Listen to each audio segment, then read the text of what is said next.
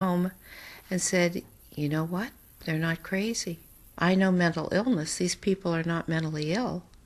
Something has happened. They've been traumatized in some way.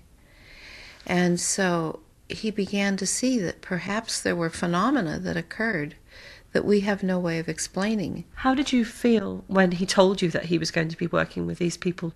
I didn't judge it. I mean, I had trouble accepting it because it was terrifying. He did it in our house. He didn't do it at the hospital.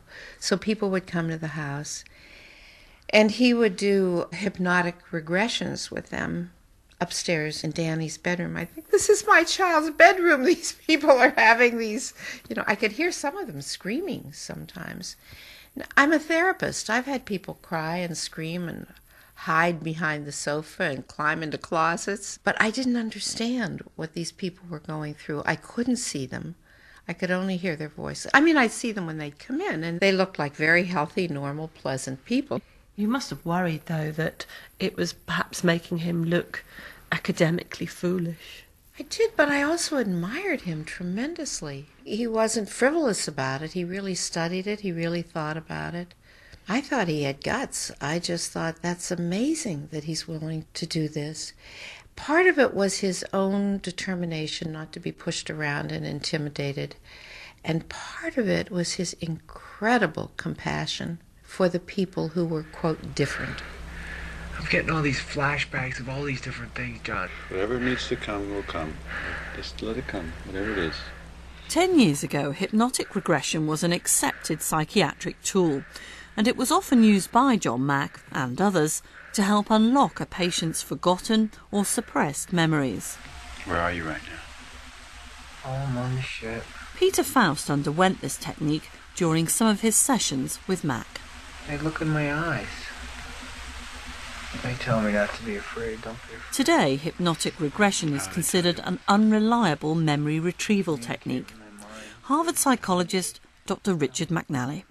Hypnosis does have its uses. So, for example, it can be often effective in reducing pain.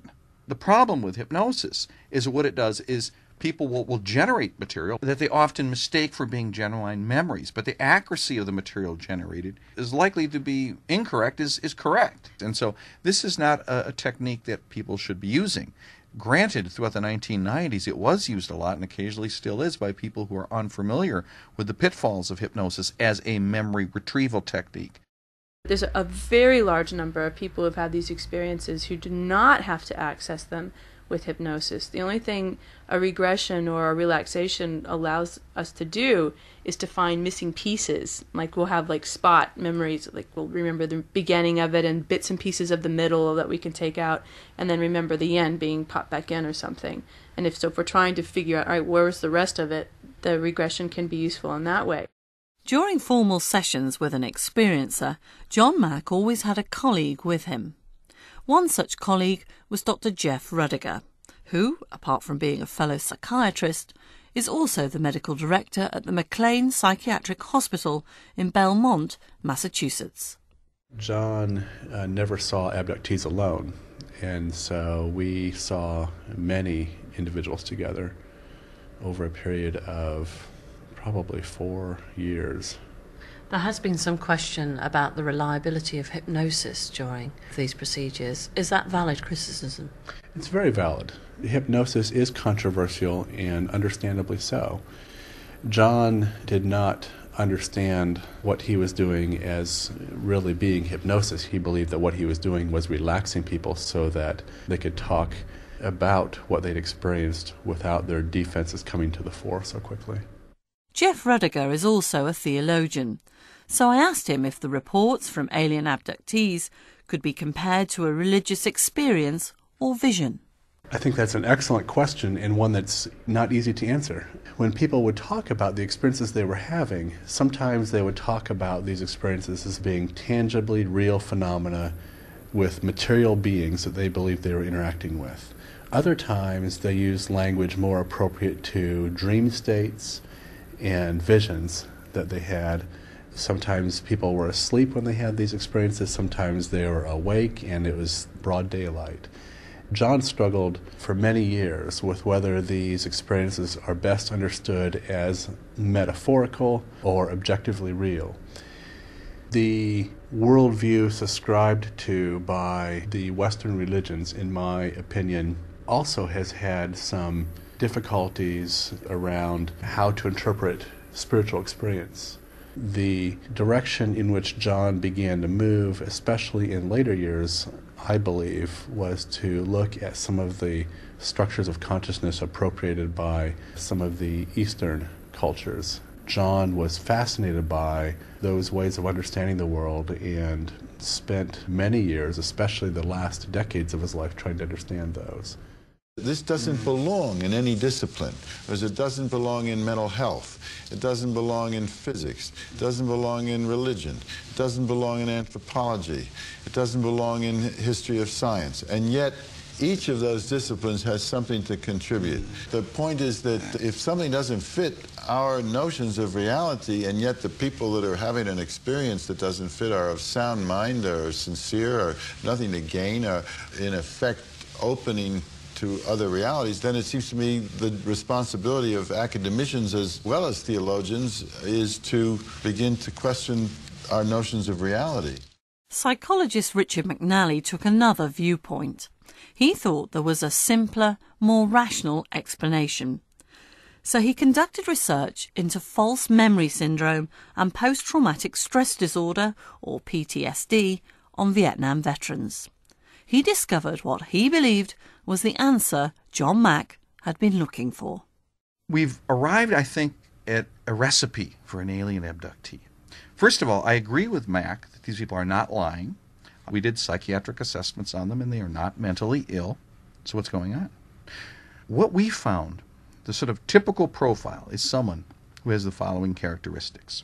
First, they endorse a wide range of New Age beliefs. So alien encounters is just one among many beliefs that they endorse. Second, they're characterized by absorption, a personality trait that is linked to fantasy proneness. They have a rich imagination. A third factor is that they are familiar with the alien abduction narrative. Then, I think a key factor is that they have episodes of sleep paralysis accompanied by hypnopompic, upon awakening, hallucinations, and this is a key factor. During one of these episodes, what happens is as follows. The person is awakening from rapid eye movement sleep, REM sleep, the stage of sleep when we do most of our dreaming. But in one of these episodes, the person begins to awaken, their eyes open, and they are fully aware of the fact that they're paralyzed and cannot move. Most people find this quite terrifying. Now, during one of these episodes, the person will often experience the intrusion of REM mentation into wakefulness. They are dreaming with their eyes open. So they will sense a presence in the room. They'll often hear footsteps. They'll feel tingling sensations through their body, a feeling of levitation. They might hear buzzing sounds or lights flashing. Moments later, they'll become fully awake. They can move again. The hallucinations vanish. And they wonder, what was that? This is quite a traumatic event for them initially. In fact, when we've studied these people in the laboratory, when they hear audio tape scripts of their quote-unquote abduction memories, they show heightened physiologic reactivity. Their heart starts pounding. They start sweating. Their facial grimacing occurs, all measured by monitors, revealed on our computers to be just as reactive as someone with, say, combat trauma from the Vietnam War. If it's known within medical circles, psychiatrists, psychologists, I assume, why didn't John Mack take that into consideration? I've raised this topic with him as well. I says, John, this is sleep paralysis. These are hypnopompic hallucinations, etc. And his reply would be, well, but some of our alien encounters occur outside of sleep. So where does this leave John Mack's research? Where does it go from here? Is it more than sleep paralysis? Is there something happening within the brain? Interestingly, when they hear an alternative explanation, they are resistant to accepting that. They don't buy it. And so there's a spiritual payoff ultimately from these folks that makes them resistant to accepting an alternative, rather mundane explanation for their experience. And that's the same with John Mack. He was a very spiritual type of guy. I mean, when I asked him once, do you really believe that people can be whisked through walls? And he says to me, well,